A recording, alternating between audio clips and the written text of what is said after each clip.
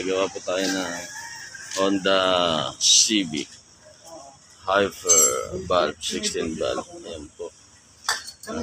May langit-ngit po ito. Bali, chinek up po namin, papalitan po natin ng ball joint. Ayan, ibababa po natin itong lower suspension. Ayan. Papakita po natin kung ano po yung sira niya. Para share po namin kung ano po yung pinanggagalingan ng langit-ngit ng Honda City na 98 model. Yan po, bababa po natin itong lower suspension arm. Nandyan po nakakapit yung kanyang ball joint. Yan po, samahan niyo po kami. Tanggal na po natin yung tornilyo dito sa kabilang side. Number 19 po ito. Tapos yung dito po sa ball joint sa ilalim. Yan po. Number 14 na kontrahan, bolt-in nut. Ito pong kabilang side yan. Number 17 po yan na tornilyo yan.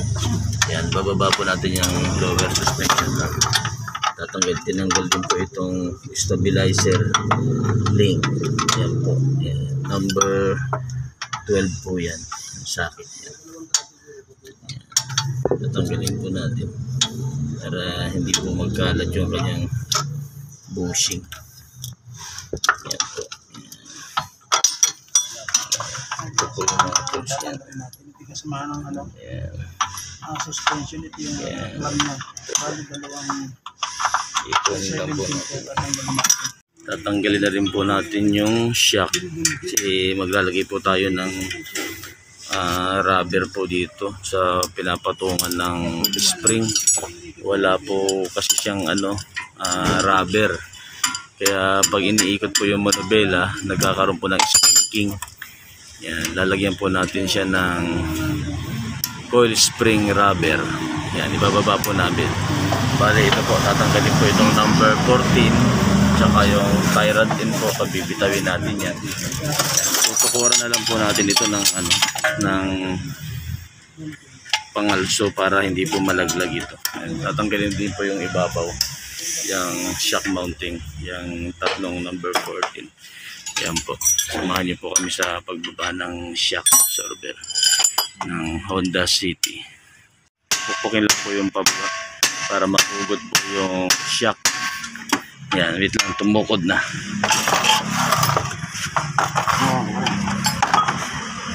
Sama ng konti. Yan, sige, dahan-dahan. Yan, tanggal na yan. Yan, lilihis lang natin. Yan, tapos tatanggalin na natin yung tornilyo rito sa taas. Yan po. Yan. Napaka dali lang po ng problema niya, pero napakarami na po niyang pinagpagawan. Hindi po nila nahuli yung trouble nitong sasakyan na to. Lumalagotok tsaka lumalangit-ngit po siya kapag pumipihit ang manubela.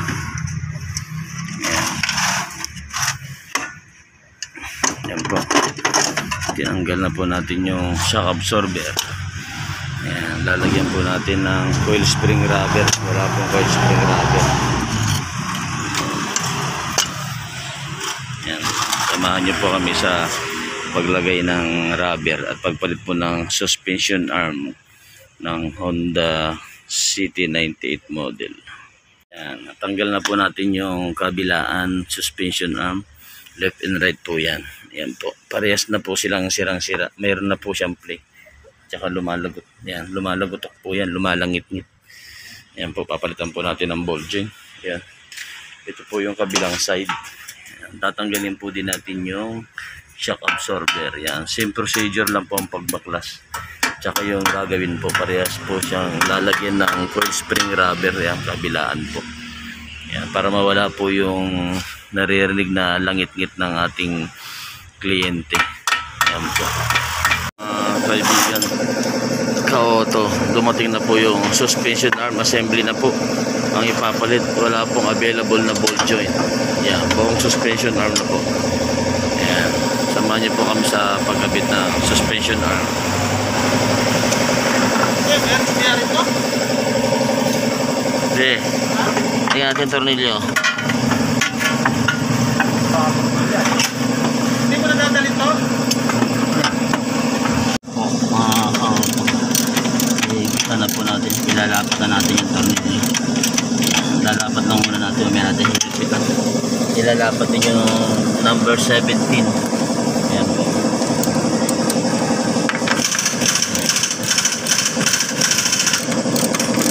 Ayan, dalawang number 17 lang po yan. Tsaka isang number 19. Tapos nakapatok na po rito itong spindle. Ayan, kakapit na po natin yan para mailagay na po yung tornilyo ng ball joint. Ayan, yan po yung pinanggagalingan ng langit-ngit. Tapos kapag pumipihit po siya ng monobela, lumalangit-ngit din po. Yan, yung ball joint po, tsaka yung coil spring rubber. Wala po coil spring rubber. Hihigpitan na po natin yung number 17. Yan, ihuhuli po natin yung number 19. Ito po, pinatok na po natin yung ball joint. Ito po yung spindle, pinatok na po natin sa ball joint para malagyan na po natin ang tornilyo. Po, uga-ugain lang. Tapos konting pokpok lang po, papasok po yan. Ayan. Ayan na po, ilalagay na po natin yung may guide naman po yan. Kailangan po may guide po yung lagay ng ball joint para pumasok po itong tornilyo. Katulad po yan, pag hindi po maipasok, ibig sabihin po niya, kulang pa po sa baon. Ibabaon po natin.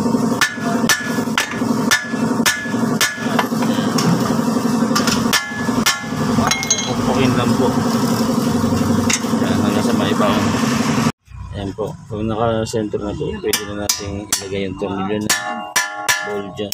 Ayan, so lalagyan na po natin yung nut na pangontra nya para hindi po siya matanggal.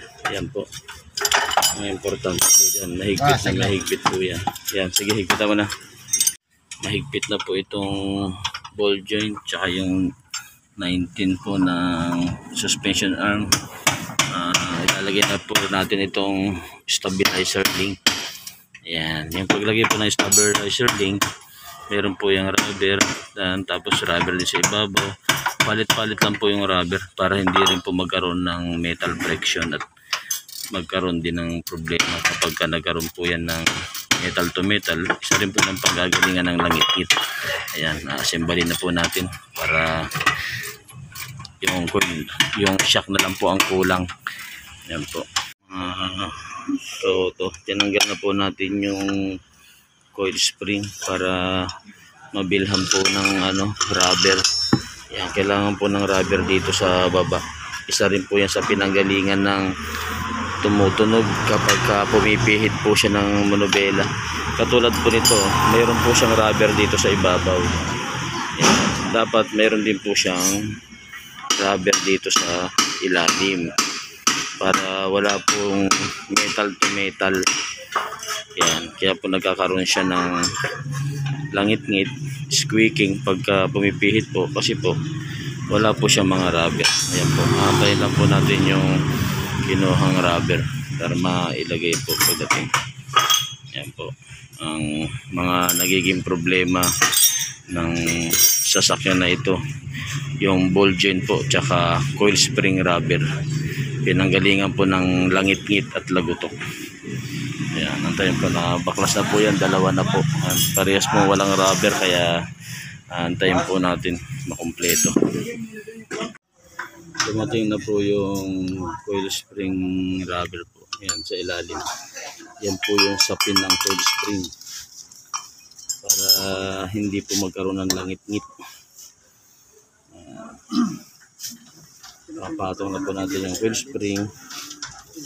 Tapos ito po yung ibabaw. Yan, parehas po may rubber yan, may insulator. Yan, sapin po ng coil spring rubber. Tapos ito po yung ibabaw. Ito po yung kanyang shock mounting. Yan. Kuha ka ng grasa.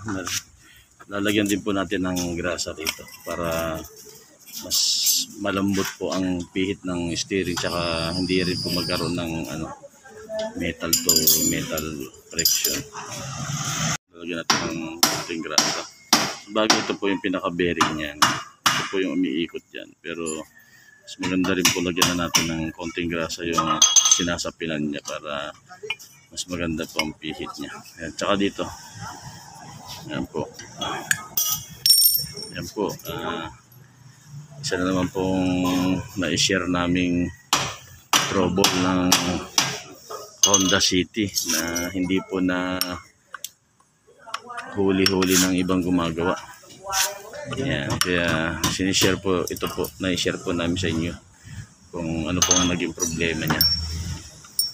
Ayan po. Higpitan na po ng impact drive. Yan, ito. Para sigurado po mahigpit ang ating shock mounting shock. Mga ka-auto, kakabit na po natin yung shock absorber ng 98 model na Honda City. Yan. Mapapansin nyo po, mayroon po yung kanal. Tapos mayroon po yung naka-usling parang maliit na tingle niya. Yan po, yung naka-usli na po na yan, tsaka itong kanal, kailangan po nakatapat po yan dito, yung naka-usli na yan. Tapos yung sa kanal po, kailangan nakatapat din po siya dito para madaanan po siya ng tornilyo. Yan. Kaya yung kanal na yun po, napaka-importante po, nakatapat yan. Yung dalawa na yan. Ayan po, yung kunya niya, dito po yan nakatapat.